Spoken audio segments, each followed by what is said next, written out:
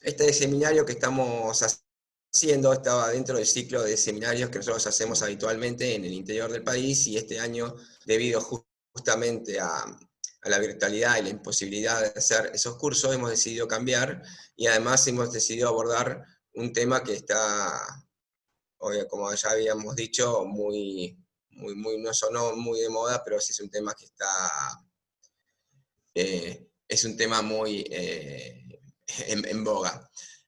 Ahora después yo les voy a comentar cómo vamos a proceder, cómo pueden ustedes hacer preguntas, y les voy a explicar cómo vamos a estructurar el seminario. Bueno, yo creo que ya tenemos más de 50 asistentes, y así, digamos, ya podríamos arrancar, para justamente agradecer a todos los que se han conectado en tiempo y en forma.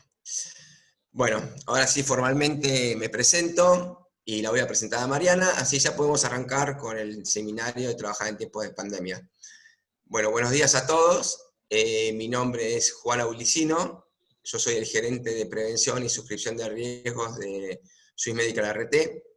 Algunos de los que vi ahí en el chat me conocen, yo a la mayoría calculo que no los conozco. Y nos va a acompañar la doctora Mariana Flichman. La doctora Mariana Flichman es especialista en medicina interna y medicina legal, es la gerente de riesgo y calidad médica de Swiss Medical Group, y además es directora del posgrado de gestión de riesgos en la asistencia sanitaria de la Universidad de El Salvador. Mariana, como integrante del staff de Swiss Medical, además de tener muchísimos conocimientos teóricos, justamente lo cual la hacen capaz de liderar un posgrado y ser directora de un posgrado de gestión de riesgos. Además tiene muchísimos conocimientos prácticos, justamente porque ella es la gerenta de riesgo y de medicina interna y medicina legal de Swiss Medical Group. Es decir, que en ella unifica los dos conocimientos, el conocimiento teórico y el conocimiento práctico. En primer lugar, le quiero agradecer a Mariana, que nos dispuso de su tiempo para poder darnos esta charla a todos ustedes. Espero que les sea de utilidad. ¿Y cómo vamos a proceder con la misma? La charla aproximadamente va a durar 1 hora. Terminada esa hora, vamos a habilitar un espacio de 30 minutos de preguntas. El espacio de preguntas lo pueden hacer, lo pueden hacer con el chat, y también lo pueden hacer durante la presentación de Mariana. Cuando termine la presentación, yo voy a leer aquellas preguntas que se encuentran en el chat para tratar de aclarar lo más posible las dudas que ustedes tengan. Bueno, ya no tengo más nada que decir, les agradezco su participación. Al final de la actividad va a haber una encuesta que ustedes pueden complementar, y ya lo dejo con Mariana para que dé comienzo a su presentación. Bueno, muchas gracias a todos por asistir, y gracias, Mariana, y te cedo la palabra para esta charla. Gracias, Juan, gracias por la oportunidad, y bueno, buenos días a todos, gracias por estar. Como les contaba Juan, bueno, yo soy gerente de riesgo y calidad médica de Swiss Medical, pero bueno, en esta pandemia me tocó el rol de liderar todo lo que tiene que ver con la gestión de los protocolos, el diseño y la implementación de todos los protocolos COVID, que un poco se resume en ese dibujito, ¿no? Una montaña rusa en la que nos subimos a fines de febrero, cuando nos pusimos a preparar la llegada del primer paciente, algo que estaba muy lejos y que ni siquiera terminábamos de entender bien cómo era. Y hoy, bueno, tantos meses después de gestionar, nos pareció importante poder empezar a transmitir esta experiencia y lo que habíamos aprendido. Bueno, nuestra hoja de ruta hoy será dónde estamos con el COVID, cómo podemos clasificar los riesgos. Nosotros en un principio, a mí me tocó gestionar las clínicas, lo asistencial, pero bueno, después había un montón de sectores que no son asistenciales, pero que le brindaban el apoyo y que permitían que las instituciones de salud puedan funcionar, y entonces todos los sectores administrativos, los sectores de compras, el call center, bueno, un montón de áreas que están atrás y que no se ven, pero que trabajan, también se tenían que preparar y tener protocolos. Y entonces ahí fue donde empezamos a ampliar la mirada y entender que los protocolos no tenían que ver solo con la asistencia de pacientes. Para eso hay que hacer un plan, hay que tener un plan del espacio físico, tener protocolos generales de funcionamiento del lugar, no es lo mismo el funcionamiento de un hotel que un banco, que una planta industrial. había que preparar y ayudar a las empresas que trabajan con nosotros para reducir los contagios una vez regresados al trabajo. La comunicación con el personal, los protocolos específicos de recursos humanos, cómo hacer, este es un punto clave, cómo hacer una matriz de riesgo de nuestros equipos para saber quiénes tienen más riesgo de enfermar o quiénes si enferman tienen más riesgo de morir, que no es lo mismo, qué hacer ante casos positivos en el sector, y siempre me gusta terminar con una reflexión final. Así que bueno, esta va a ser la hoja de ruta que vamos a transitar. Y como les decía, el objetivo final de este encuentro es transformar esta experiencia para todos ustedes. Lo primero que tenemos que saber cuando nos enfrentamos a un problema tan grave como es una pandemia es tener un conocimiento de dónde estamos parados, de qué se trata, por qué este virus es distinto y por qué provocó todo lo que provocó en el mundo. Bueno, no sé, muchos de ustedes capaz vieron el video de la forma de transmisión por microgotículas, el video chino. La verdad que es algo que todavía no se terminó de demostrar, esta tercera forma, este tercer mecanismo de transmisión, pero sí sabemos que hay más de dos. La mayoría de los virus respiratorios, ya todos ustedes saben, se contagian por las famosas gotitas, ¿no? Cuando uno estornuda, cuando uno tose, incluso a veces cuando uno habla, a la persona que está cerca le pueden llegar estas gotitas de flush que se llaman con virus en su interior. La segunda forma son las superficies, ¿sí? Cuando la superficie está contaminada, y la tercera forma que se está terminando de probar para este virus en particular son las microgotículas. ¿Qué quiere decir? Que es muy probable, y esto tiene que ver con la administración del trabajo, que este virus pueda permanecer adentro, como en un núcleo que tienen las gotas, pero más chiquito, y que entonces flote en el ambiente. Y por eso es trascendente todo el tema de la ventilación y de los sistemas de circulación de aire. Entonces, puede ocurrir que en un lugar estén muchas personas, una de ellas con barbijo sea positiva, pero que esto quede circulando en el ambiente, ¿sí? Por ejemplo, si no tiene el barbijo correctamente colocado, y que después entre 2 horas después una persona y sin embargo se contagie. Bueno, esto no está todavía del todo probado, pero hay una fuerte probabilidad de que al menos exista esta tercera forma de contagio. Este es uno de los problemas de esta pandemia. El otro problema es el desconocimiento del ciclo de la infección. Ustedes recordarán que en marzo aislábamos 21 días y hacíamos 2 hisopados para decir que una persona estaba de alta. Hoy la aislamos 10 y no hacemos ningún hisopado. Estamos empezando a aprender qué cosas tienen valor y cuáles no a la hora de estudiar el ciclo del COVID. Vamos a ver, más tarde vamos a hablar de la PCR, pero antes creíamos que la PCR era un poco así, Dios, yo digo, estaba sobrevaluada, y hoy sabemos que la PCR sirve para algunas cosas, pero para otras no. La administración de los datos, nosotros todos vemos por la tele datos que a veces no son útiles a la hora de gestionar, como el valor absoluto del número de casos por día. Bueno, todos sabemos que el número de casos tiene que ver con la política de testeo, tiene que ver con la calidad de testeo, con un montón de cuestiones, y que entonces el valor absoluto a la hora de gestionar no es tan importante. Choque de riesgos para la sociedad, y porque hoy nos enfrentamos con, por un lado, la morbimortalidad asociada al COVID, pero también con todo el resto de complicaciones que surgen de una economía parada.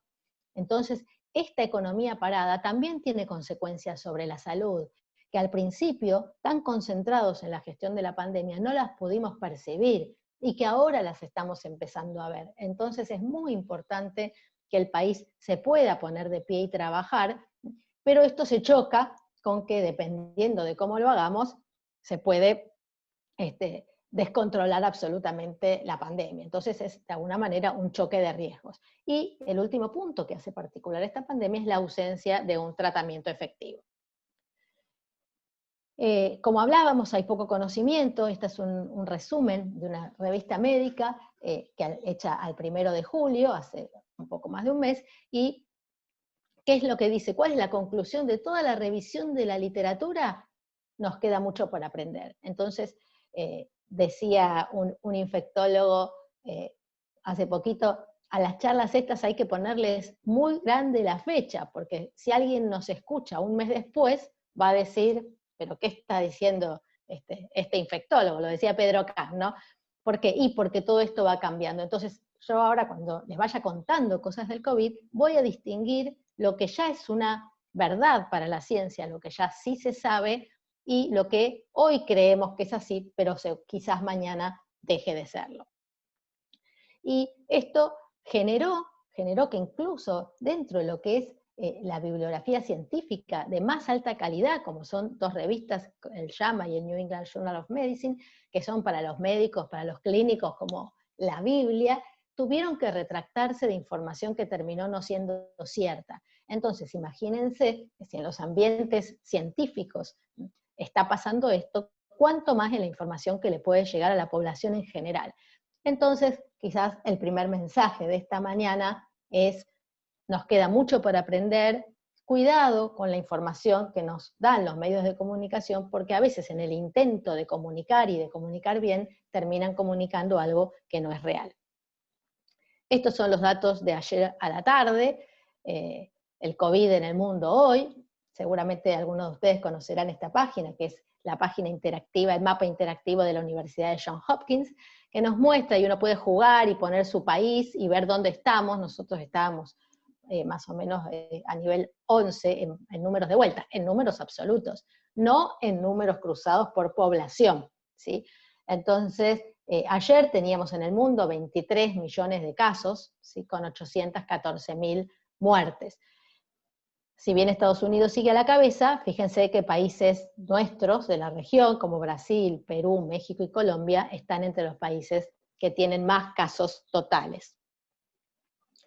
En la Argentina tenemos el reporte diario del Ministerio de Salud, pero acá yo les traje una manera diferente de analizarlo, que es no tanto con el valor absoluto de casos, que es el reporte que nos da el Ministerio, donde dice que la provincia de Buenos Aires se lleva por lejos el mayor número de casos, 212.000, ¿no? Comparado con San Luis, que tuvo 40, pero tenemos que cruzar ese dato con otros, lo tenemos que cruzar con el número de días para duplicar. Esto quiere decir cuánto tiempo tarda esa provincia en pasar a tener el doble de casos. A medida que este número aumenta, quiere decir que la pandemia en esa jurisdicción está en retroceso, ¿no? Fíjense, por ejemplo, en la ciudad de Buenos Aires, cómo se distanció de la provincia de Buenos Aires y ya está en casi 40 días para duplicar, cuando la provincia de Buenos Aires está en 26. Y sin embargo, hay provincias que están creciendo rápidamente, como Santiago del Estero, y está en 9. ¿Por qué? Y porque tenía muy poquitos casos y ahora empezó a tener más, ¿no? A nosotros, cuando analizamos estos datos todas las mañanas, que recibimos toda la información, bueno, hablamos de esta provincia se está incendiando. Esto que bueno, uno mira y dice, no, pero ¿cómo se está incendiando? Tiene 80 casos. Sí, pero está en rápida reproducción. Y en función de su población, yo tengo que entender que está incendiada o que está con un problema importante en relación a la pandemia. Entonces, no solo los números absolutos. El R0, que también lo habrán escuchado, que es el número de casos que ocurren a partir de un caso índice, o sea, a partir de una persona, cuántas se contagian. Bueno, cuando ese R0 baja de 1, significa de vuelta que estamos mejorando, ¿sí? El R0 de la provincia de Buenos Aires está en 0,8, el de Capital en 0,5. Bueno, y entonces este es un partido largo, por eso el tema del cansancio es importante, el tema del estrés de la sociedad, del cansancio del equipo de salud, del cansancio de la gente en relación a la cuarentena, es una variable que hay que considerar. Sabemos en el fútbol que los jugadores cansados no rinden lo mismo que los que están fresquitos, y por eso a veces se hacen los cambios. Bueno, acá es lo mismo. Como sociedad tenemos que cuidarnos, porque esto es largo, ¿no? Y uno ve, sobre todo hoy en los jóvenes, que se cuidan. Entonces, bueno, en el ataque está el equipo de salud, en la lucha contra el virus, pero en la defensa está toda la sociedad y los líderes, que tienen gente a cargo, los líderes de las empresas, los políticos, todos los que tienen que tomar decisiones sobre cómo la gente se cuida, hoy tienen la mitad de la cancha, que es la defensa. ¿Por qué? Porque sabemos hoy que las medidas de distanciamiento social, las medidas básicas como el lavado de manos, la distancia y el barbijo, pueden lograr reducir hasta el 40% de los casos. Entonces, a veces en chiste, yo digo, bueno, nosotros somos interesados al darle charla a las empresas, porque en realidad esa es la mejor manera que tenemos de que nos lleguen menos casos a las clínicas, ¿no? Y es en chiste, pero es verdad. Llega un punto en que más no podemos aumentar la capacidad. Nosotros duplicamos prácticamente la capacidad. Pusimos pisos nuevos, aumentamos la cama de terapia, pero bueno, esto tiene un tope. Entonces, si uno no puede seguir aumentando el recipiente, tiene que tratar de que entre menos agua, ¿sí? ¿Cuál es la forma de que entre menos agua? Que la sociedad, y que sobre todo en los lugares de trabajo, o sea, la gente que está saliendo a trabajar, cumpla estrictamente con los protocolos. Bueno, ¿cómo clasificamos los riesgos laborales? Los riesgos a evaluar tienen que ver con el marco regulatorio, tienen que ver con lo estructural, con el espacio físico, tienen que ver con los procesos propios de esta actividad y tiene que ver con los recursos humanos. Vamos a ver un poco entonces qué pasa con lo que tiene que ver directamente con el marco regulatorio de la pandemia. La pandemia tiene fases, ¿sí? Que no es lo mismo que las fases, que lamentablemente le pusieron el mismo nombre, tendrían que haber puesto etapas u otra cosa. Las etapas, digamos, en vez de fases de la cuarentena, estos que ustedes ven, que pasamos a fase 5, a fase 4, se puede salir, no se puede salir. No, internacionalmente la pandemia tiene 6 fases. La fase de preparación, que ya nosotros la recontrapasamos, que fue al principio, cuando empezábamos a preparar, porque había casos en el mundo y nos podía caer uno a nosotros. Ese es el momento donde el país se prepara. Después viene la contención, ¿sí? Cuando aparecen los casos. Ustedes vieron que a nosotros nos tocó el primero, yo digo, nos tocó diagnosticarlo, seguramente capaz que hubo otro dando vuelta, pero no se diagnosticaron. Bueno, acá empiezan todas las medidas preventivas de guardar distancia, de lavarse las manos, ¿sí? El gobierno ya sale con lo que se llama políticas de contención. Hay provincias hoy que desde el punto de vista de la pandemia están en fase 2, ¿sí? Y capaz que desde el punto de vista de la cuarentena están en fase 5, quiere decir, están abiertos, ¿sí? o bastante abiertos, fase 4, porque no tienen circulación comunitaria, están en fase de contención. Bueno, si acá está escuchando gente que está en provincias que no tienen circulación comunitaria, ojo, ¿sí? Ojo que de cómo se cumplen los protocolos en esta fase, va a impactar en que no lleguen rápidamente al contagio comunitario. Hoy estamos asistiendo a el pasaje en muchas provincias de la fase 2 a la fase 3.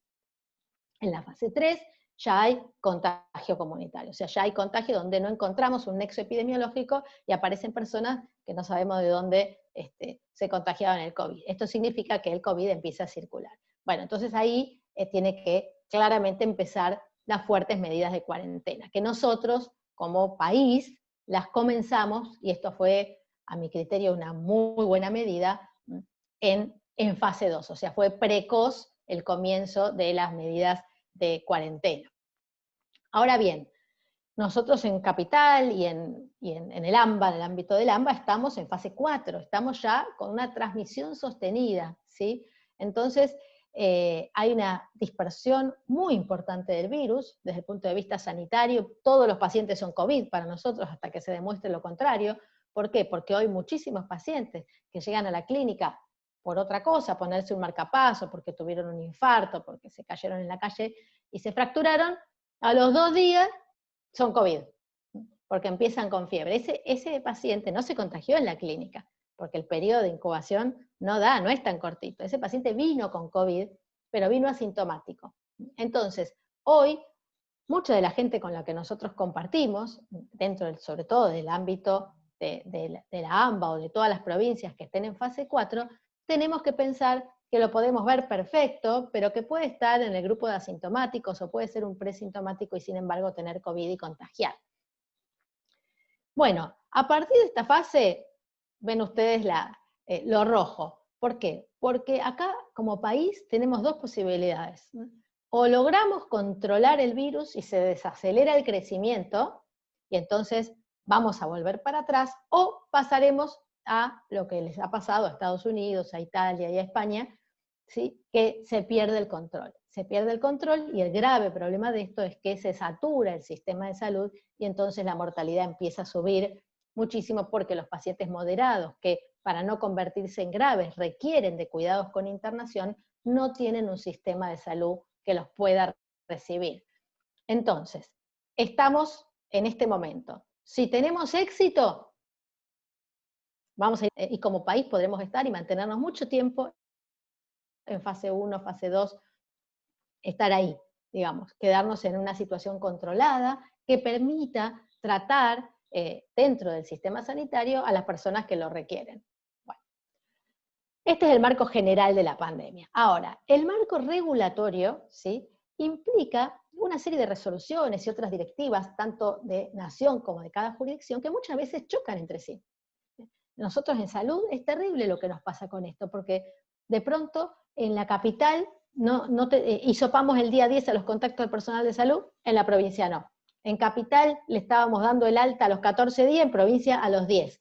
Por eso seguramente a ustedes, si les ha pasado tener gente en sus equipos en distintos momentos de esta pandemia con COVID positivo, habrán dicho, pero a ver a esta gente, ¿qué le pasa? Que al principio no se hisopaban a todos, ahora no hisopan a nadie, primero le hacían seguimiento 2 veces por día, ahora día por medio. Bueno, todos estos cambios tienen que ver, primero con que nosotros, todas las instituciones de salud, tenemos que respetar a morir los protocolos de la jurisdicción, aunque no estemos de acuerdo. Entonces, esta es la opción de mínima. No podemos hacer menos que lo que el Ministerio exige. Sí podemos hacer más.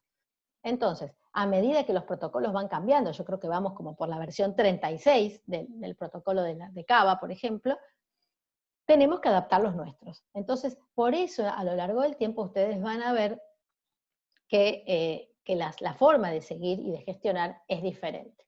También de jurisdicción en jurisdicción. Entonces pasa que una persona está trabajando en Buenos Aires, pero se tiene que ir a trabajar a Córdoba y el protocolo es diferente. Y también hay que tener en cuenta las recomendaciones de las sociedades científicas, tanto a nivel internacional como a nivel local. Por lo tanto, si nosotros tenemos que volver al trabajo, o si ya estamos en el trabajo, o nunca dejamos de trabajar, pero tenemos que tener un plan, claramente, un plan dinámico que se vaya ajustando a los cambios que nos presenta la pandemia. Bueno, ¿cuáles son las llaves para la gestión?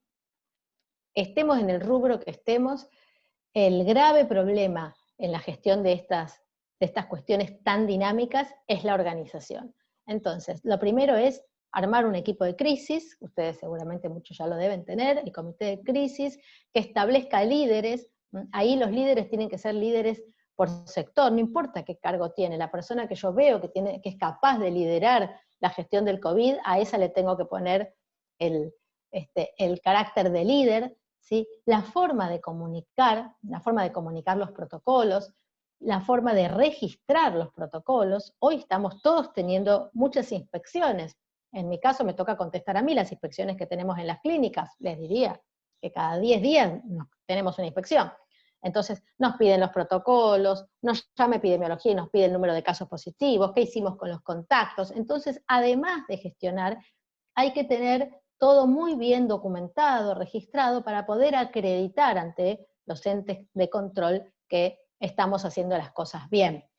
El entrenamiento del personal, hasta con simulacros, es fundamental, y el monitoreo. ¿Por qué? Porque como estas son cosas que todavía no están incorporadas en la cultura de nuestra gente, ni bien aflojamos un poquito los controles, se caen.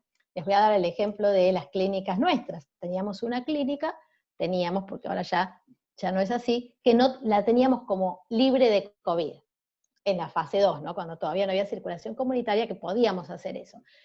Entonces, pero sin embargo, nosotros le aplicábamos los mismos protocolos que al resto de las unidades. ¿Dónde se cumplían menos? En esa clínica. ¿Por qué? Porque la gente no sentía la necesidad, no tenía miedo, creía que los que entraban no eran COVID y no se cuidaban.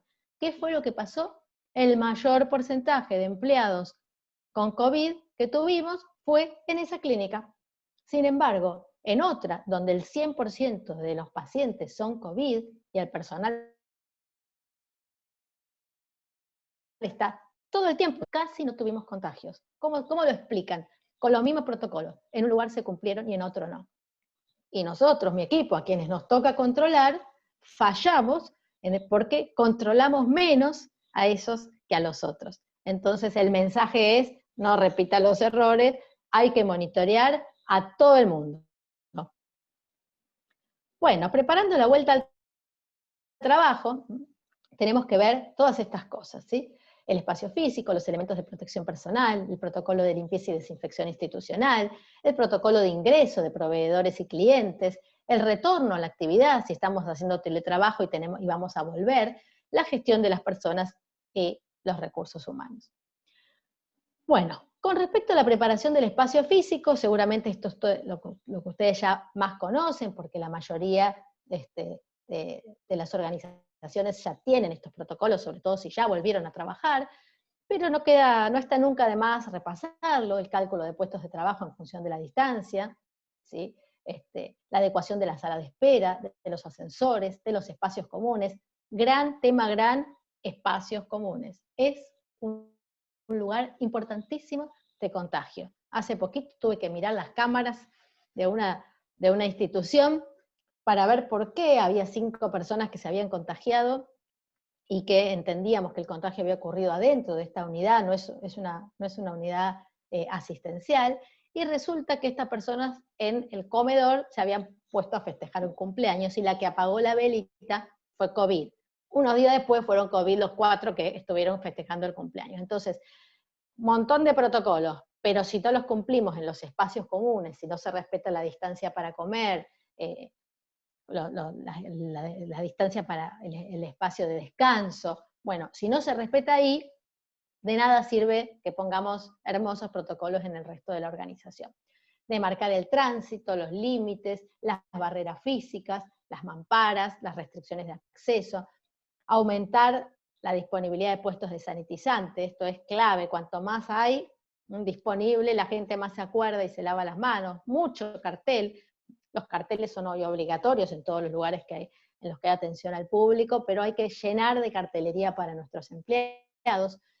Es fundamental evaluar el sistema de ventilación, evaluar la necesidad de filtros específicos, filtros EPA, que en algunos lugares son necesarios porque no tienen nada de circulación de aire exterior, y como yo les decía, sabemos que el aire es un vehículo de transmisión del virus, y tener siempre un espacio destinado al aislamiento por si una persona del equipo hace síntomas. Con respecto a los protocolos generales, también es importante tener un flujograma de clientes o de proveedores, limitar en el caso de los edificios, por ejemplo, el número de personas que suben por el tema del uso de los ascensores y para que no haya mucha gente circulando en los pisos, los requisitos de ingreso, puede ser la temperatura, puede ser llenar un cuestionario, pero bueno, tiene que haber algún tipo de control al momento del ingreso. Después están las medidas generales para los colaboradores, para los empleados, ¿sí? El distanciamiento, tenemos que cambiar nuestros hábitos, eso es bastante complicado, ya venimos entrenados en estos meses, pero bueno, hay que sostenerlo en el trabajo, ¿no? El compartir elementos personales, dejar de compartir el celular, la jarra, el mate, son cosas que normalmente están tan incorporadas a nuestra cultura que uno lo dice, pero no es tan fácil de llevar adelante. Las medidas específicas, lo ideal es que cada empleado tenga un kit de limpieza que tiene que ver con la limpieza de su ámbito pequeño de trabajo, por ejemplo, si es un escritorio, tener un pulverizador con desinfectante, tener un alcohol o una solución alcohólica para el lavado frecuente de manos, ¿sí? Tener su barbijo. En general nosotros tratamos de que sea la empresa la que le da el barbijo, porque entonces el tapabocas aunque no sea un barbijo quirúrgico, va a tener 2 capas seguras, va a tener el tamaño adecuado, porque basta salir a la calle o ir al supermercado para ver que tenemos una variedad de barbijos no médicos que no sirven para nada, que son súper finitos, que son cortitos, que no llegan hasta abajo hasta la zona del cuello, hasta el final del rostro, porque el barbijo tiene que tener un tamaño, tiene que ajustar de alguna manera, ¿sí? Tiene que tener un mínimo de 2 capas, tiene que tener un lavado diario, o sea que cada colaborador, cada empleado tiene que tener por lo menos 2, tiene que estar en condiciones porque se gasta de tanto lavarlo y hay que cambiarlo.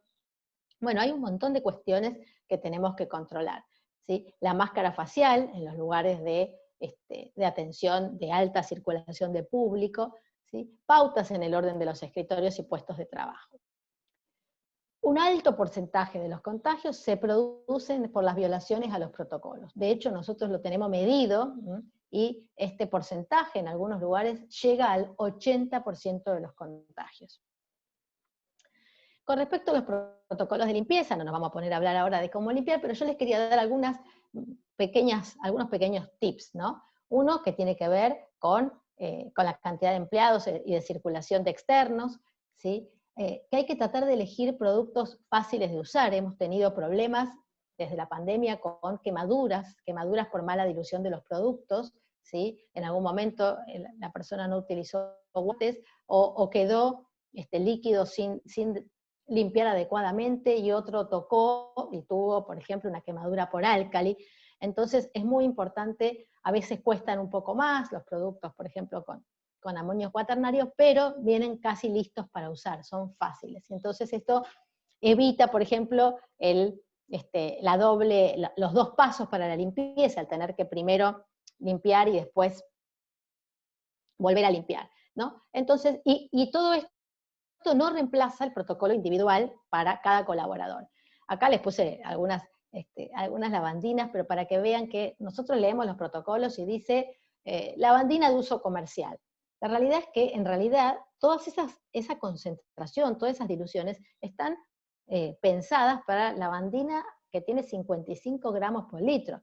Cuando vayan al súper, fíjense, y las lavandinas que dicen súper concentrada, a veces tienen 20 o 25. Entonces ahí tengo que duplicar la cantidad de lavandina. Capaz que esto no es tanto para el trabajo, pero es más para la casa, ¿no?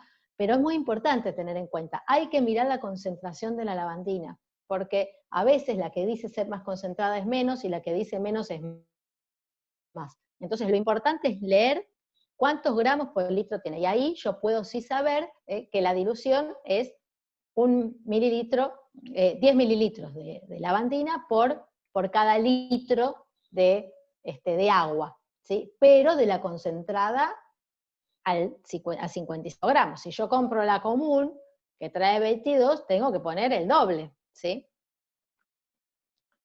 Bueno, ¿qué no debemos hacer? Esta diapositiva la cambié a partir de la charla de ayer, porque me pareció que había que darle más importancia. No se recomienda, ¿sí?, frotar o rociar la ropa o el calzado con alcohol.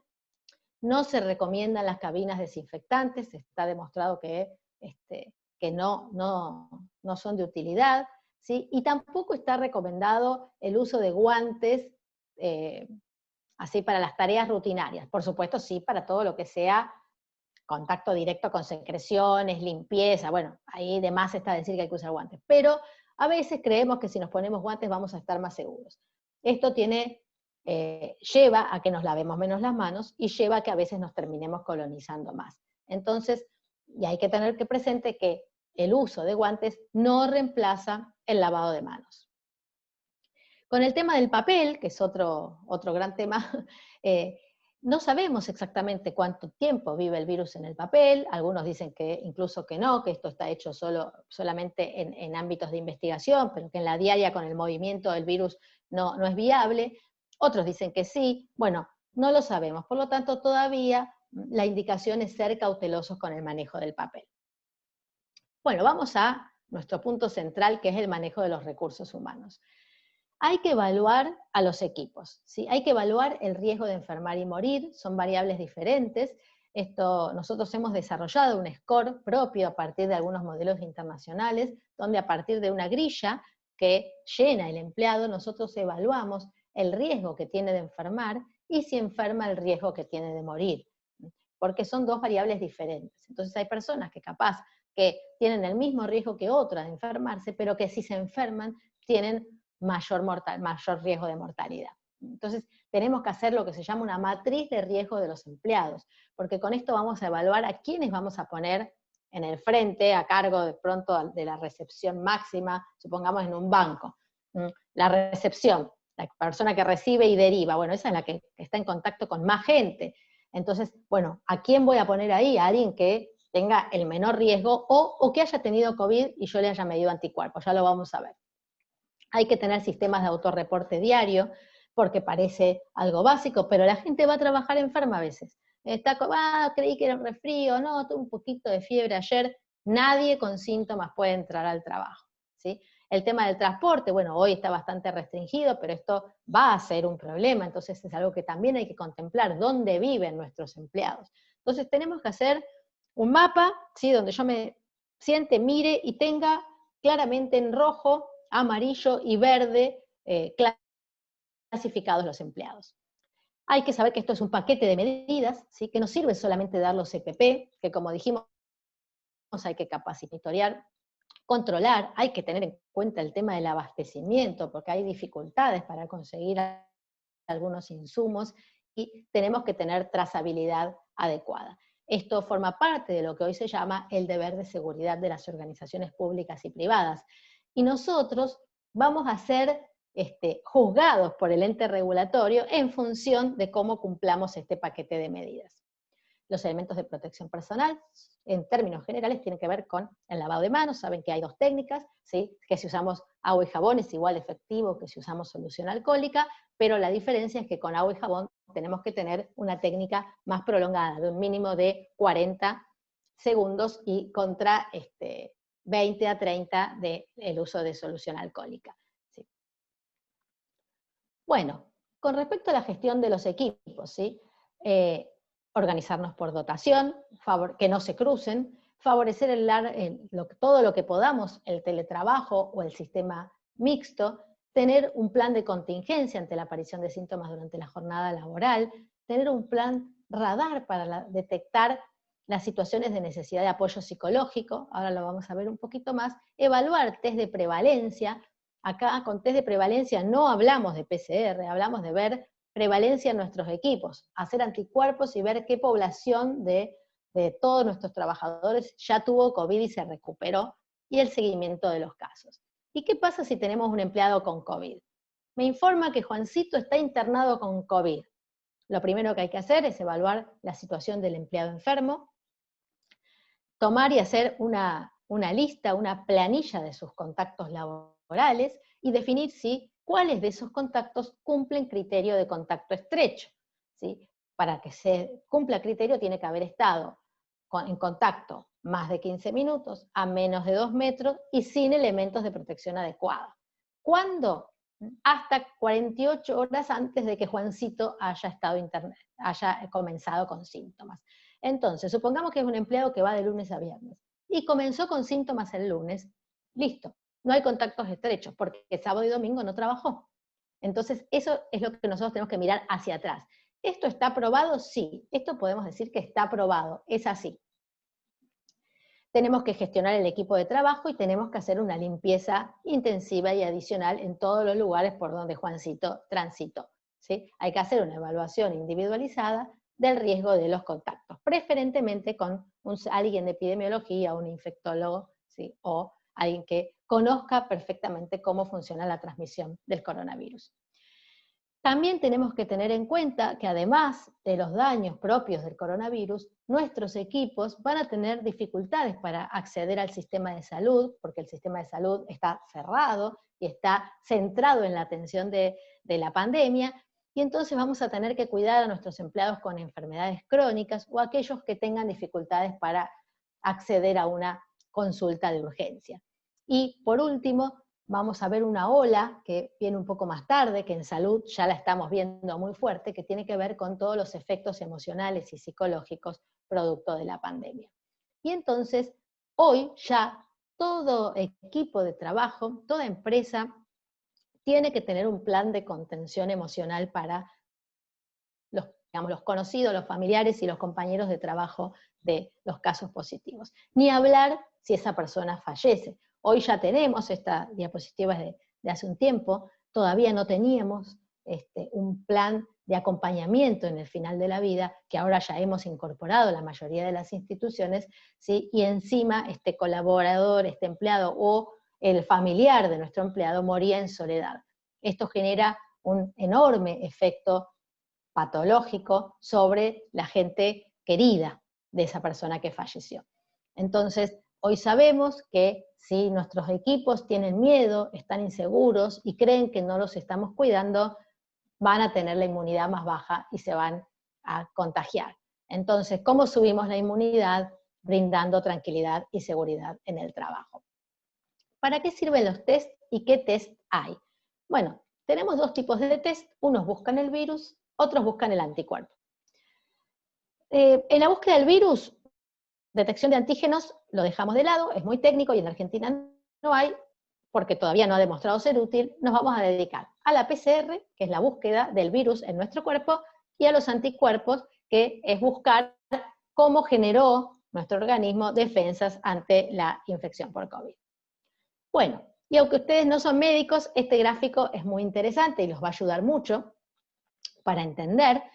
La línea vertical negra es el día del comienzo de síntomas. El día del comienzo de síntomas, si ustedes ven, la curva celeste, que es la PCR, es el día donde la PCR está más alta. Y por eso la PCR es el método de elección para la persona que comienza con síntomas. Ahora, si yo me voy para atrás, una semana atrás, no hay PCR.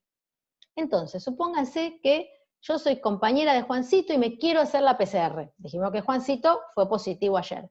Insisto y voy y me la pago yo, porque no me la hacen en la empresa. Me va a dar negativa. Es imposible que me dé positiva. ¿Por qué? Porque estoy en la línea, en el área gris. Para que la PCR dé positiva tiene que crecer y crecer y crecer la duplicación viral. Entonces nunca, si yo estuve en contacto con Juancito hace 3 días, ¿sí?, voy a tener la PCR positiva. Y si me da positiva, no me contagié de Juancito, me contagié de otra persona, quizás asintomática.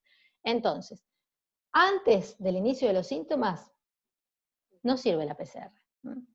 Durante los primeros días del inicio de los síntomas, o que la persona esté cursando en forma sintomática, la PCR en un porcentaje va a dar positivo. Ahora vamos a ver en qué porcentaje. ¿Qué pasa si yo digo, bueno, entonces me hago anticuerpos? No, los anticuerpos aparecen la segunda semana. Al final de la segunda semana, la mitad de las personas va a ser positiva.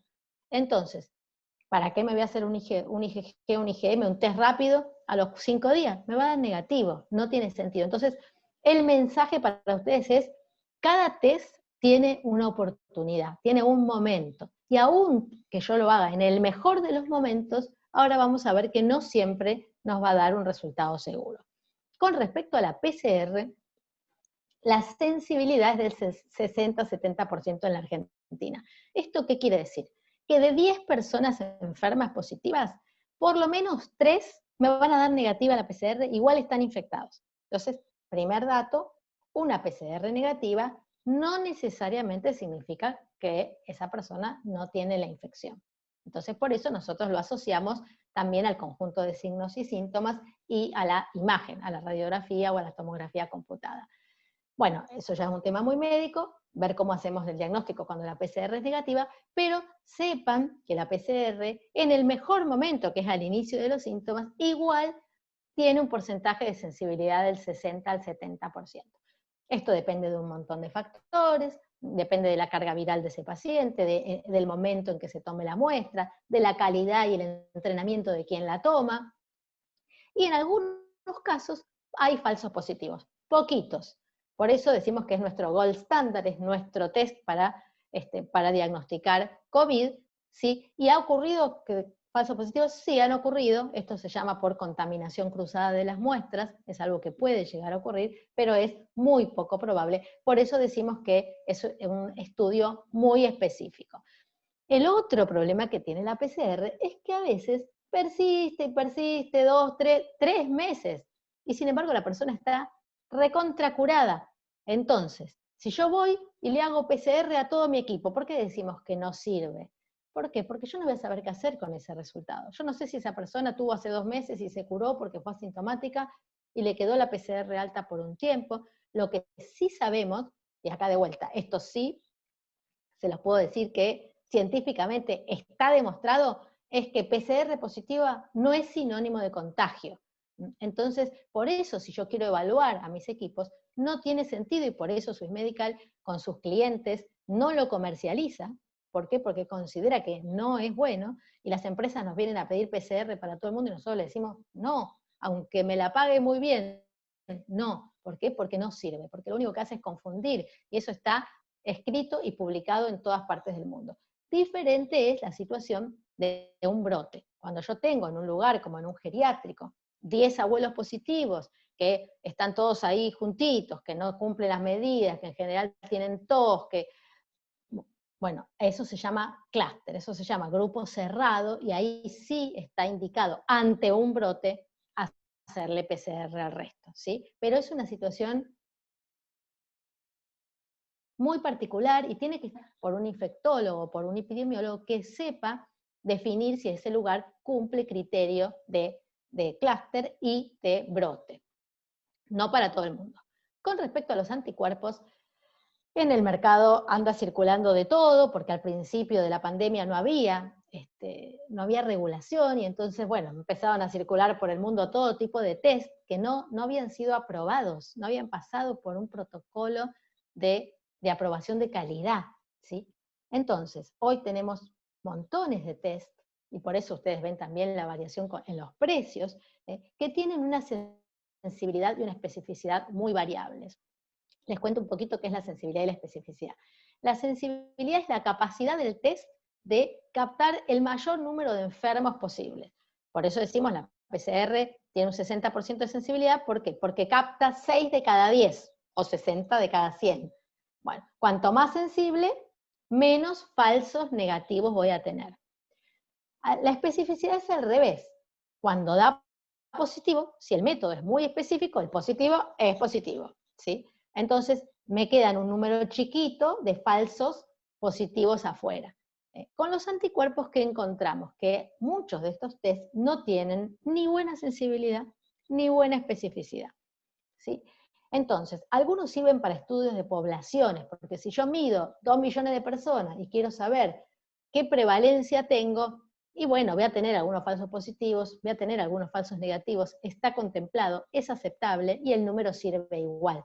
Ahora, si yo lo voy a hacer a título individual, no me sirve, porque a mí no me sirve un falso positivo, porque voy a creer que tuve COVID y no lo tuve.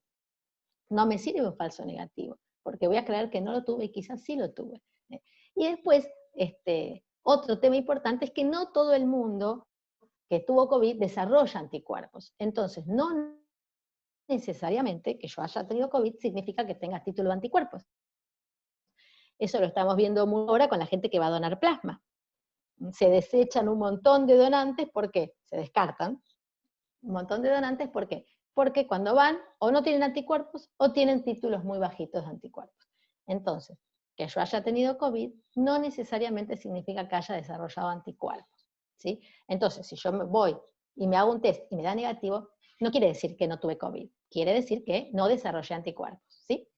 Ahora, para contarles una buena noticia en medio de todo esto, nuestro organismo tiene otras formas de desarrollar inmunidad. No todo está dado por los anticuerpos. Entonces una persona puede no tener un buen título de anticuerpos, pero sí desarrolló el resto de los mecanismos de inmunidad que tienen que ver con los linfocitos, con barreras de la piel, bueno, con un montón de otras cosas. Y entonces, aunque el dosaje de anticuerpos de bajo, esa persona es inmune igual. Bueno, tenemos 3 tipos de métodos. El método ese que se parece al EVA-test, el de la foto. Este es un método que les diría es el menos sensible y específico. Y después tenemos otros dos. Este se hace con una gotita de sangre. Y después tenemos 2 que se hacen con una extracción de sangre, que son los anticuerpos por el método de ELISA o inmunoquimioluminiscencia. El método de ELISA, que es el que circula en la mayoría de los laboratorios hoy, hay poquitos que tienen la inmunoquimioluminiscencia, tiene un poco más de falsos positivos, sobre todo con la IgM. Entonces, nuestra recomendación hoy es, si yo quiero estudiar la población mía y quiero saber cuántas personas desarrollaron anticuerpos, porque de pronto, bueno, esos son los que yo pondría a trabajar al frente o en los lugares más riesgosos, tendría que hacerles IgG por inmunoquimioluminiscencia, que es como el supermétodo. Y si no, IgG por ELISA. Pero no tendría que considerar la IgM porque cada vez se le está dando menos valor, sobre todo porque tienen una aparición tardía, o sea que no me sirve para saber si esa persona está cursando una infección aguda, y porque tiene una alta tasa de falsos positivos. Bueno, con respecto a la capacitación y el monitoreo, es fundamental que los equipos se comprometan. nosotros les damos el material, les damos los EPP, les mostramos los protocolos, pero nuestros empleados, nuestros colaboradores, nuestros equipos tienen que dar fe, tienen que firmar un compromiso, esto es lo ideal, porque además genera compromiso. Yo te voy a decir, sí, lo leí, lo recibí, lo leí, me dieron los elementos para que lo cumpla, me capacitaron, ¿sí? Y me comprometo a cumplirlo. Entonces, todas estas charlas tienen que tener una onda expansiva y llegar a todos nuestros empleados, y nuestros empleados tienen que firmar que recibieron toda esta capacitación y que se comprometen a cumplirlo. Bueno, estamos llegando para que nos quede un ratito para las preguntas. La pandemia marcará el rumbo, probablemente tengamos que estar mucho tiempo y que tengamos que aprender a convivir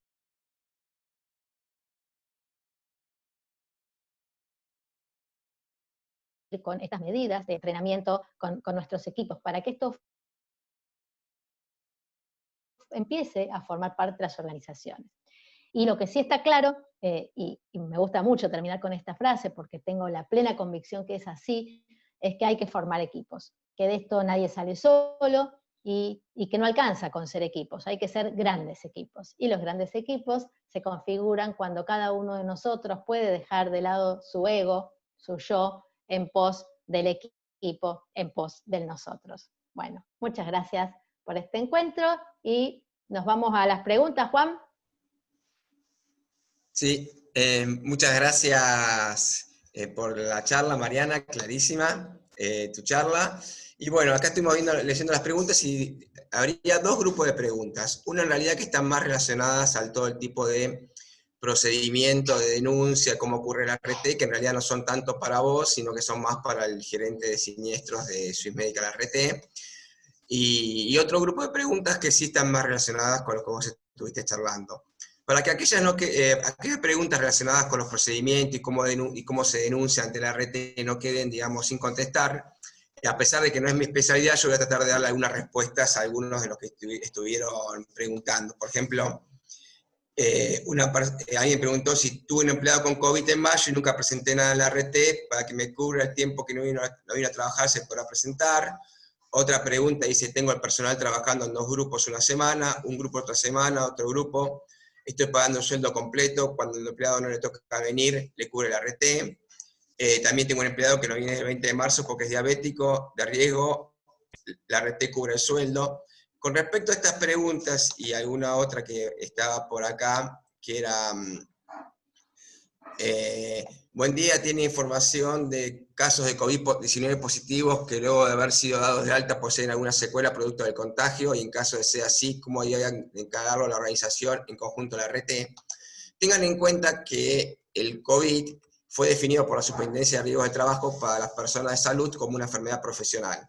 Para aquellas personas que no son de salud, aplica lo mismo que para aquellas enfermedades profesionales no listadas. Es decir, van a la comisión médica, si la comisión médica dice que fue producto del trabajo, la misma se toma. Corren los mismos procedimientos para denuncia que corre para un accidente de trabajo o una enfermedad profesional. Y corre también para todos los casos de COVID las mismas reglamentaciones de ART que corre para una enfermedad profesional o un accidente de trabajo cualquiera. Es decir, el sueldo caído se paga a partir de 10 días. Si queda la persona con alguna incapacidad, la ART define el porcentaje de la incapacidad, se trata en la comisión médica y se homologa la incapacidad y se termina pagando el porcentaje de incapacidad que define la comisión médica.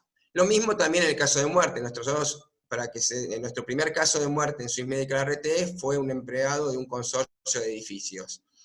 Obviamente, esta persona, por su actividad, como no es una actividad exceptuada, cuando se fue a la comisión, no es esencial, pero sí exceptuada, fue a la comisión médica, se definió el carácter laboral de esta enfermedad profesional y se pagó la incapacidad como se paga cualquier otro tipo de incapacidad.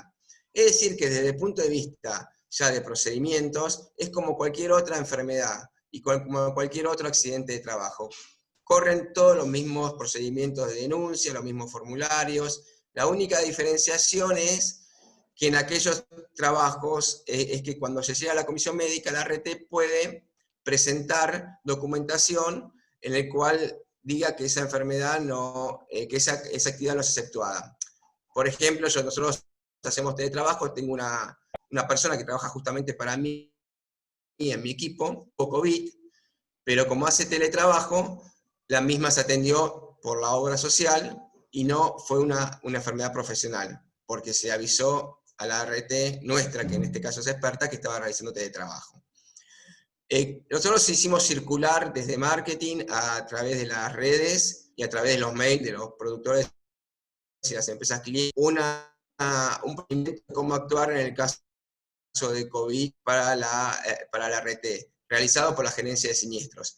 Ese mismo procedimiento también lo subimos a la ventanilla virtual empleador. Es decir, que ustedes en la ventanilla de su empresa tienen la comunicación de cómo proceder ante un caso sospechoso de COVID en cualquiera de sus trabajadores. Bueno, ahora sí, yo ya voy a pasar con las preguntas más para Mariana, si aprovechamos a ella. Con respecto a estas preguntas de RT, ya para terminar, si tienen dudas, es bueno que se comuniquen con el servicio de atención al cliente de Swiss Medical RT, que ellos ya, ante dudas puntuales, le van a dar la respuesta puntual a ese tema. Bueno, acá había muchas preguntas con respecto a la ropa, ¿no? A ver, con el tema de la ropa, que no debe rociarse con alcohol, ¿qué debe hacerse? ¿Se saca y se lava? Y otra pregunta relacionada con lo mismo es, en el caso de empleados que van a trabajar en la oficina que no tienen cambio de ropa, ¿qué debe hacerse? En general, con la ropa nos manejamos, digamos, fuera de lo que es unidades asistenciales que atienden pacientes, que ahí estamos recomendando el uso de ambos, de recambio diario. Vamos a dividir en dos grupos, los que usan uniforme y los que trabajan con ropa de calle, ¿sí? En el caso de los que usan uniforme, lo que recomendamos es digamos, la rotación más frecuente, ¿sí? Y con respecto al tipo de lavado de la ropa de calle, es el lavado en el lavarropas, el lavado diario, de la que se puede con agua caliente, la que no se puede no, igual un ciclo completo de lavado no deja vivo al coronavirus, o sea que el lavado con agua y jabón es suficiente, sobre todo para lo que es la ropa de calle, ¿no? Lo mismo con los calzados. En términos generales, la recomendación es cuando yo vuelvo de trabajar, pero también cuando vuelvo del supermercado, ¿sí? Es dejar el calzado en la puerta y tener un calzado limpio para ingresar al hogar. ¿Esto está probado que el virus viva en el piso? No. Y lo más probable es que no viva, pero como todavía no es una certeza, nosotros, hay gente que no, capaz que alguno escuchó hace unos días en un noticiero, a mí me impactó, es una persona que no voy a decir quién es, pero en la que es un referente de la infectología, es una enfermera en control de infecciones, y ella dijo, el piso no contagia, no hace falta lavar las cosas del supermercado, es todo mentira, no sirve, el virus no vive. Bueno, la verdad es que lo que hablábamos al principio, no está probado ni que sí ni que no, nos parece prudente mantener estas medidas, y entonces la recomendación es el recambio diario de la ropa, el recambio del calzado al ingreso al hogar, y el lavado de manos, y con eso estamos bien. Perfecto. Otra pregunta dice, en caso de puestos de trabajo como por ejemplo cajeros, ¿qué se recomienda? Al tener contactos con billetes de papel, necesitan corroborar su autenticidad a través de recuento. ¿Deben usar guantes? Ese fue un tema muy controvertido, al principio incluso adentro de Swiss Medical. Yo era de las partidarias de que no usen guantes, pero que tengan cerca el alcohol en gel. ¿Saben cuál es la diferencia entre el alcohol en gel y el alcohol común? El alcohol en gel protege las manos. Y esto no es menor, porque no es una cuestión de estética, ¿sí? Porque las manos, si no, las manos agrietadas o con pequeñas lesiones, se colonizan con más facilidad, no sí por otros virus, hongos y bacterias. Entonces, la solución alcohólica lo que tiene es que tiene, digamos, tiene excipientes y tiene protectores para la piel, ¿sí? Ya sea a nivel de hidratación, de nutrición, por eso lo que hay que usar es solución alcohólica. Entonces, la recomendación es no uso de guantes, pero aunque yo sé que algunos protocolos de algunas jurisdicciones exigen el uso de guantes, nuestra experiencia es no uso de guantes, mucho uso de alcohol en gel. Otra pregunta, dice. En el caso de que la empresa entregue barbijos para ser utilizado durante la jornada laboral, como en el caso de las clínicas nuestras, ¿no? Al finalizar el día, Sí. realizan la disposición final del barbijo. ¿Cómo lo disponemos? Teniendo en cuenta, en este caso, que la empresa no es una empresa de salud, por ejemplo, la empresa alimentaria. ¿Se debe contratar alguna empresa para retirar ese residuo, como si fuera patogénico, o se puede tratar como residuo común domiciliario? No, fuera de las instituciones de salud se puede tratar como un residuo domiciliario.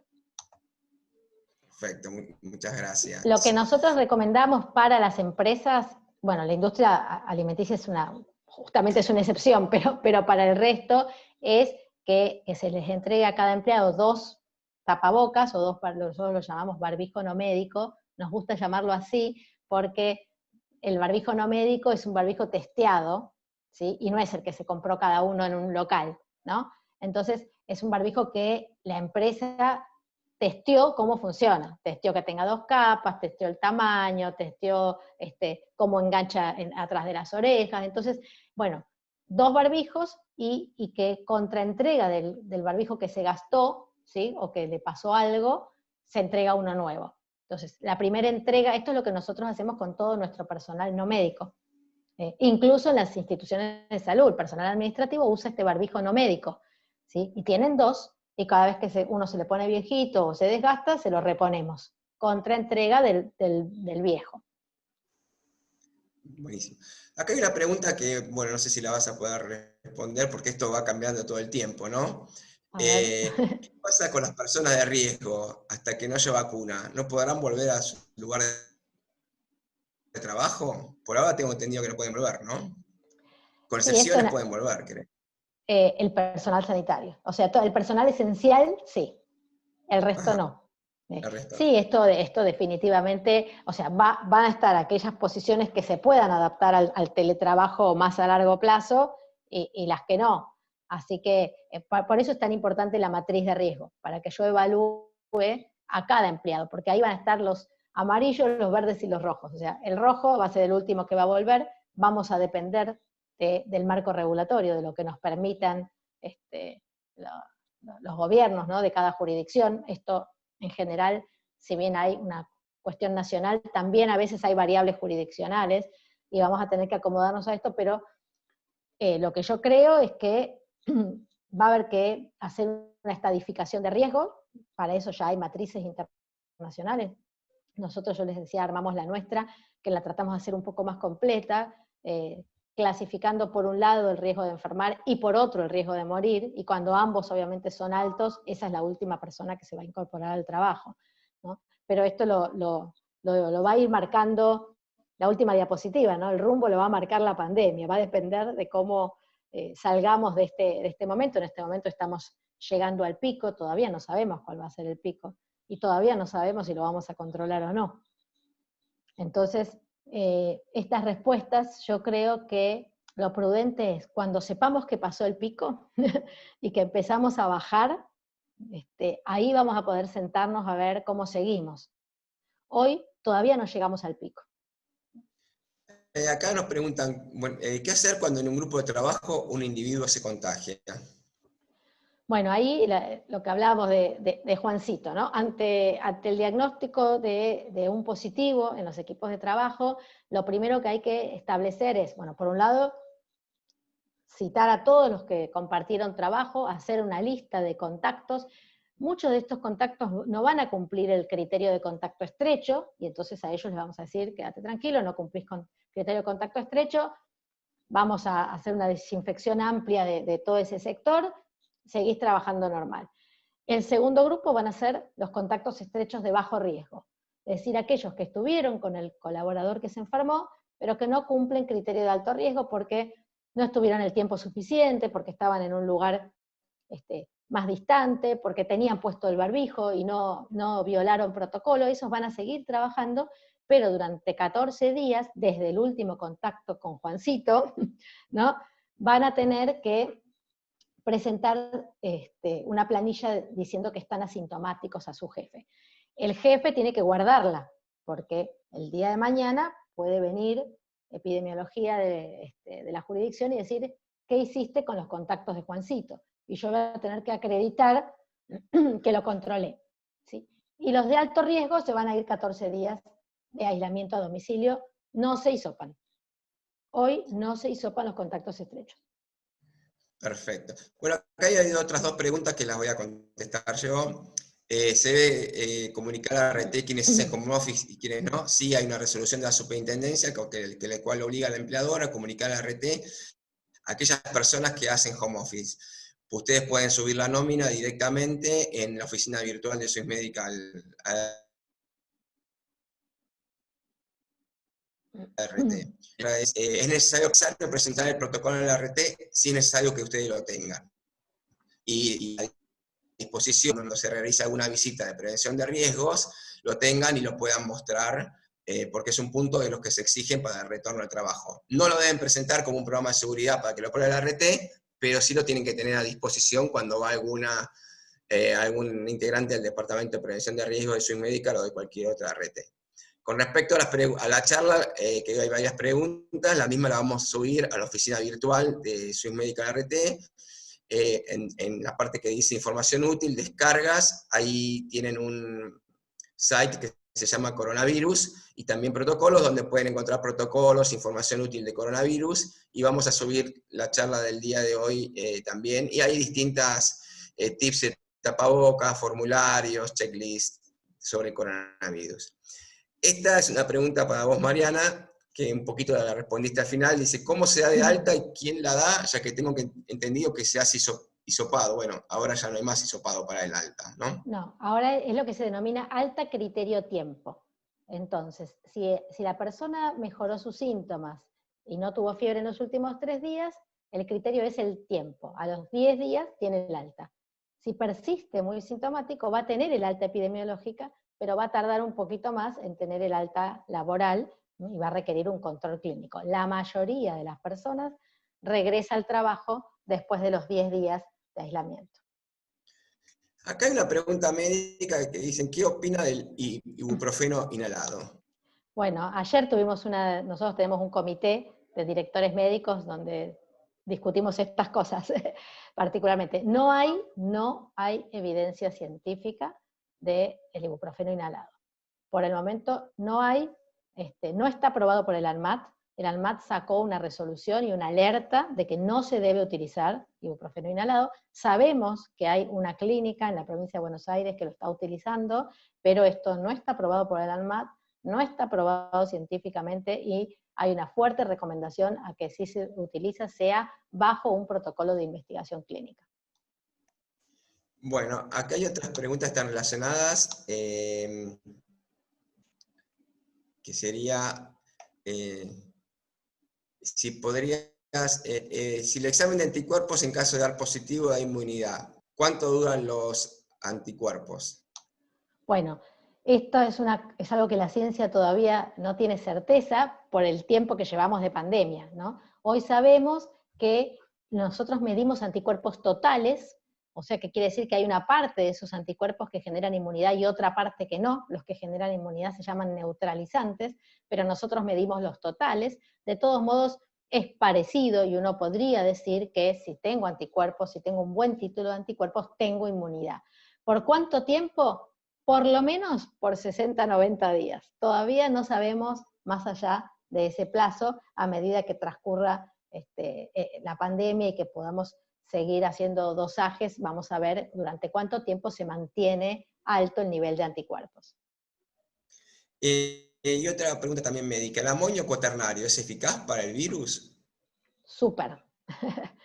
Es de lo mejor. Igual este es un virus muy sensible, por suerte, esta es otra buena noticia, o sea que en realidad mientras usemos concentraciones adecuadas, con agua y jabón estamos bien, con lavandina súper diluida estamos bien, pero el amonio cuaternario tiene la ventaja de que viene listo para usar en muchos spray, en muchos aerosoles, entonces la verdad, y tiene bastante buena tolerancia, es una muy buena elección, más cara que otras. ¿Las ultravioletas son útiles para desinfectar papeles y documentos? Todavía no está aprobado, por el momento no. Bueno, el tema de una pregunta si en una empresa, bueno, el barbijo lo tiran como residuo general, que no había quedado claro. Yo lo que entendí es que en las empresas de salud es un residuo patológico y en una empresa que no es de salud es un residuo general o domiciliario, ¿no? Sí. Los barbijos. Acá, bueno, dice, si podrías volver a explicar por ahí resumidamente el tema de los estudios PCR, test rápidos y sus indicaciones ELISA. Bueno, con respecto a la PCR, no hay que hacer PCR a demanda, esto es una lucha, a mí en lo personal me llaman montones de personas que se quieren hacer PCR, no. ¿Por qué? Porque la utilidad es muy baja y yo no voy a saber qué hacer con el resultado, por esto que decíamos que hay personas que cursaron una enfermedad sintomática y capaz que tienen 2 meses la PCR alta. ¿Cuándo sirve la PCR? Cuando la persona cumple criterio de caso sospechoso. ¿Sí? O sea, tiene fiebre y algún síntoma respiratorio más, o las definiciones de criterio de caso sospechoso que va marcando el Ministerio de Salud. Entonces, esas personas que cumplen con el criterio son las que se deben hisopar.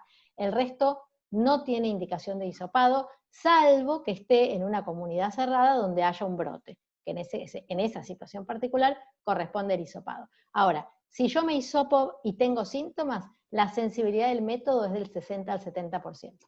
Quiere decir que igual va a haber un porcentaje de personas sintomáticas que les va a dar negativo y van a tener COVID. Por eso a veces cuando la clínica es muy característica, les repetimos el hisopado.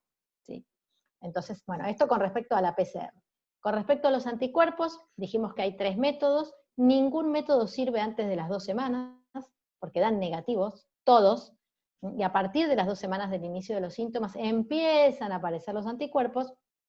Lo ideal es, si yo quiero saber si generé anticuerpos, esperar por lo menos 3 semanas para hacerme desde que empecé con los síntomas. ¿Sí?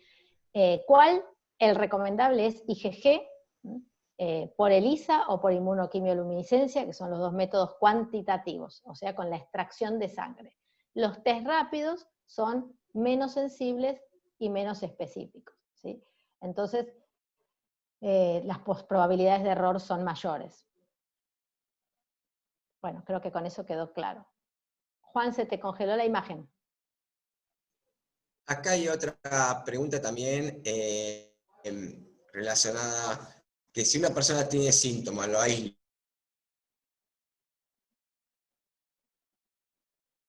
Se te fue la señal.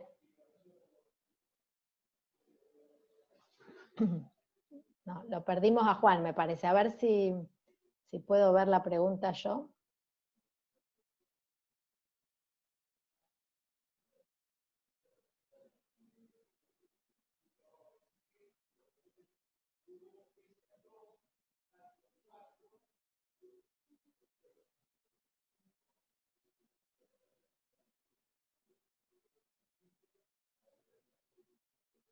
Bueno, sigo yo porque no lo veo, no lo escucho a Juan. Creo que ustedes deben estar en la misma situación, ¿no?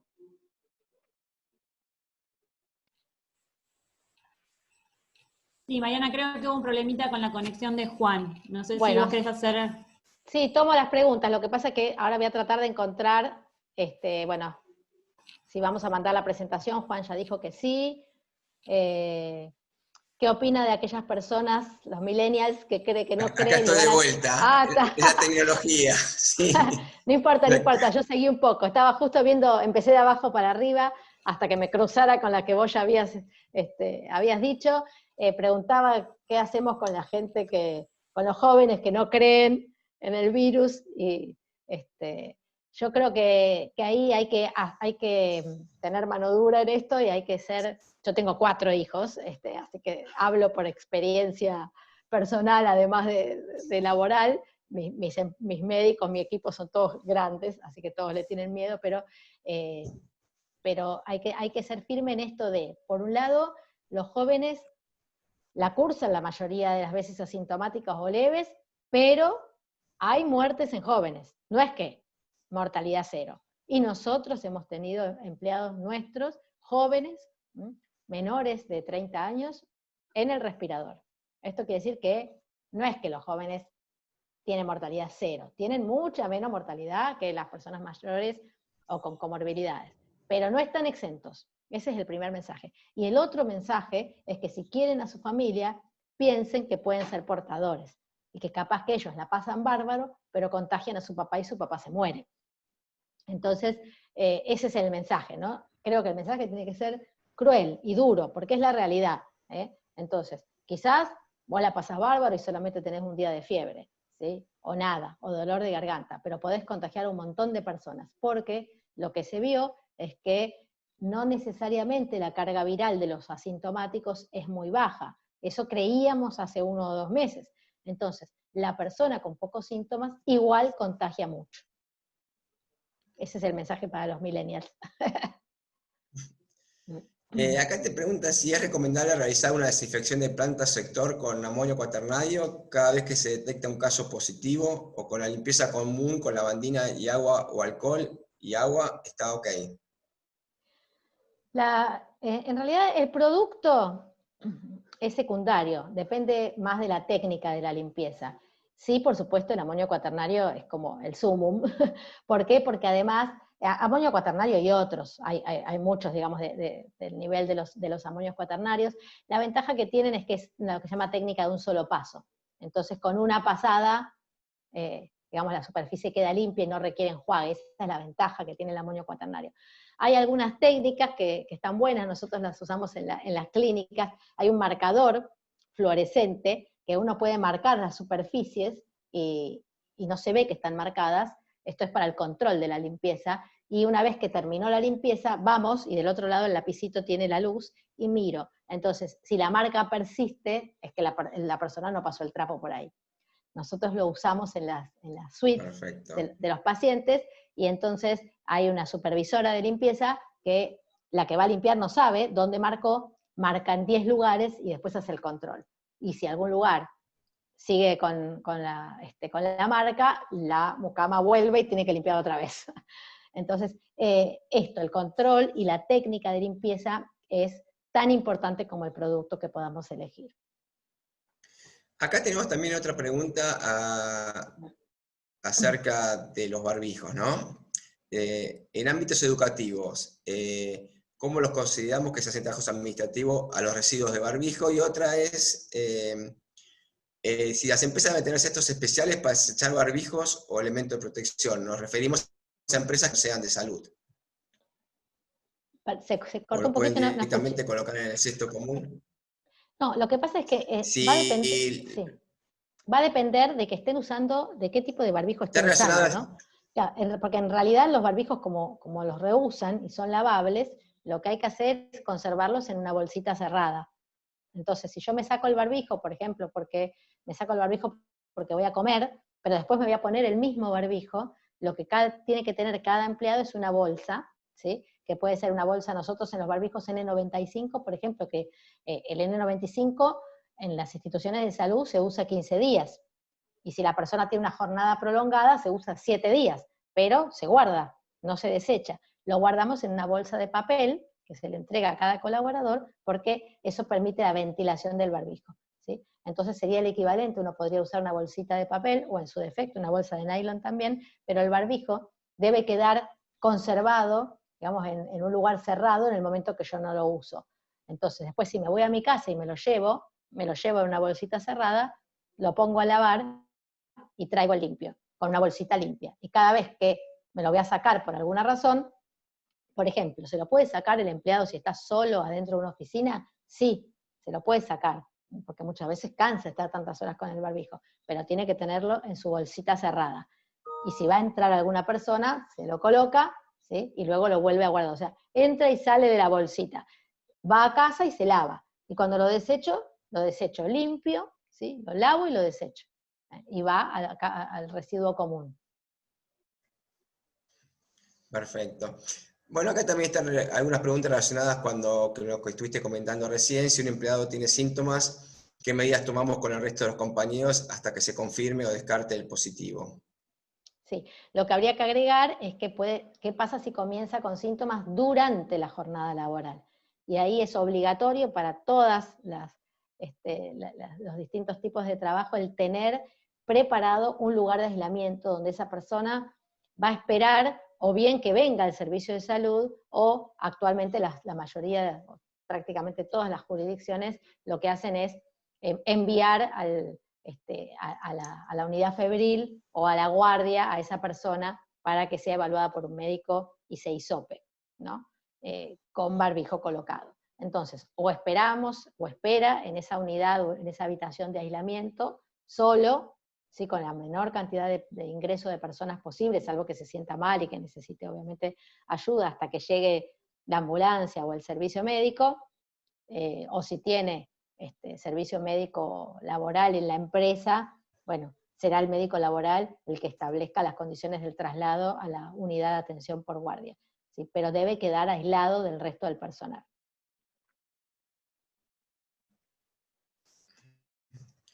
Acá había una pregunta relacionada con lo que estabas comentando recién, con los operadores de call center, ¿no?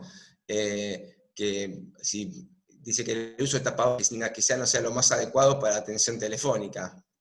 En este caso se lo podrían sacar, ¿no? Si están hacen trabajo de call center en un lugar aislado. Si están, va a depender claro, de la distancia, de la ventilación del lugar, pero sí, a mayor distancia pueden sacarse el barbijo. Igual lo aconsejable es que estén con barbijo colocado, ¿no? Igual. Les quería decir algo importante, ahora me acordé. La máscara no reemplaza el barbijo, la máscara facial, porque esa es una confusión y a veces creen, me pasó a mí en el supermercado, un día voy a Coto, al principio de la pandemia, cuando recién se había puesto, y las veo a todas con unas hermosas máscaras faciales sin barbijo. Y bueno, no pude con mi genio y llamé al supervisor y le dije, no están protegidas. Bueno, nada, tomó nota.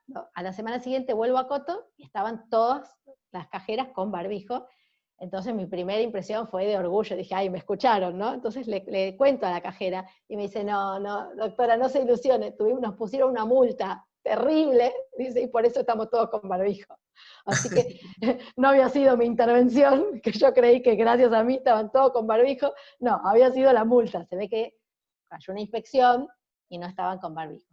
Claramente la máscara facial no reemplaza el barbijo. La máscara facial protege de salpicaduras y protege los ojos. Perfecto. Bueno, acá, como siempre se dice que en las crisis hay una oportunidad de negocio. Mira, Mariana, tenemos una buena oportunidad de negocio para fabricar marcadores. Porque nos preguntan, ¿cuál es ese marcador donde se consigue alguna marca? No lo digas, así lo fabricamos nosotros y después lo vendemos a precio. Ni me la acuerdo, porque yo soy cero comercial, si no ya me la sabría, pero les podemos conseguir porque en las clínicas las usamos. Sé que hay varias marcas, nosotros usamos una, pero incluso cada vez que yo doy charla en instituciones de salud de estos temas, me preguntan por estos marcadores y bueno, siempre alguien de mi equipo les pasa la marca, porque la verdad que es un recurso súper útil para evaluar calidad de limpieza. Sí. Pero no se compra en una librería común, ¿no? Se compra en algún lugar especializado de artículos de... En Mercado Libre los venden, porque sé que hay gente que los ha comprado por Mercado Libre, pero la verdad que no tengo mayor información, pero se las podemos conseguir. Nosotros lo usamos hace más de 5 años, en lo que es limpieza de las clínicas. Sí. Y una pregunta también con respecto a la limpieza de los barbijos, dice, el N95, ¿cómo lo higienizás o lavás? No se lava, definitivamente, no se lava, se ventila. Por esto de que sabemos que el aire es lo que más aleja al virus. Entonces nosotros, la norma internacional y la norma a la que adherimos nosotros es el barbijo, una vez que uno se lo saca, ¿sí? Se lo saca de los costados sin tocar nunca la parte de adelante, se lo saca de las tiras y va a la bolsa ventilada, a la bolsa de papel. El barbijo N95 siempre tiene que ir a la bolsa de papel. Y queda ahí sin tocar hasta que lo tengo que volver a usar. Pero no se desinfecta. Se han hecho algunos estudios con Sterrat, con un método de esterilización, pero es tan caro hacer ese método que es más barato tirar el barbijo y comprar otro. por eso nosotros tampoco estamos esterilizando los barbijos y directamente se usan, el plazo de uso es 100 horas de uso, y con 100 horas de uso se tiene que desechar. Pero, por ejemplo, en mi caso, que no estoy todo el tiempo asistiendo pacientes COVID y que voy a las clínicas, a mí el N95 me dura 2 meses, porque hasta que yo cumplo 100 horas adentro de la unidad, entonces uno tiene que llevar un contador de horas. De hecho, los servicios de farmacia de las clínicas tienen trazados los barbijos, a quién se lo entregaron y qué fecha.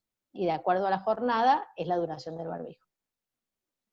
Bueno, acá te hago una última pregunta ya, porque estamos en tiempo y además ya barrimos con, te diría, el 95% de las preguntas. Dice, si un empleado nos notifica un jueves que tiene síntomas y que de salud pública le indicaron que se debe hisopar, ¿qué medidas debemos tomar con los compañeros de trabajo que son potenciales contactos estrechos hasta que tengamos el resultado del hisopado?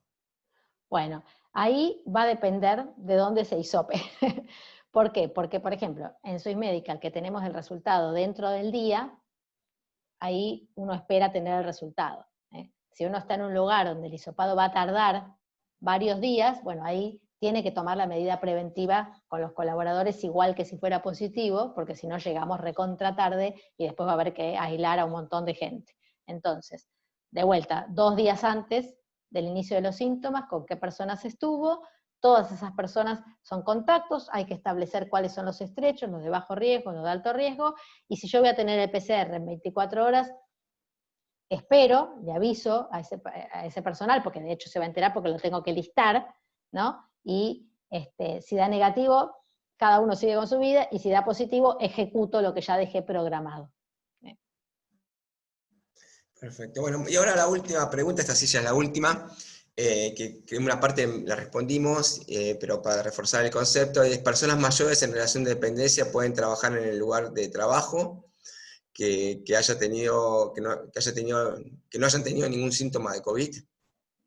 A ver, no entendí bien la pregunta. Me parece que está relacionado a aquellas personas que son de riesgo mayor Sí. a 65, que están en relación de dependencia, si pueden trabajar en el De lugar manera presencial, digamos. presencial, claro, y en ese lugar presencial nunca hubo ningún caso de COVID y ellos tampoco tuvieron COVID, ¿no? Sí, bueno, ahí hoy dependemos de lo que establece el Ministerio de Trabajo, de quiénes pueden y quiénes no pueden. Digamos, no pasa por el Ministerio de Salud la decisión.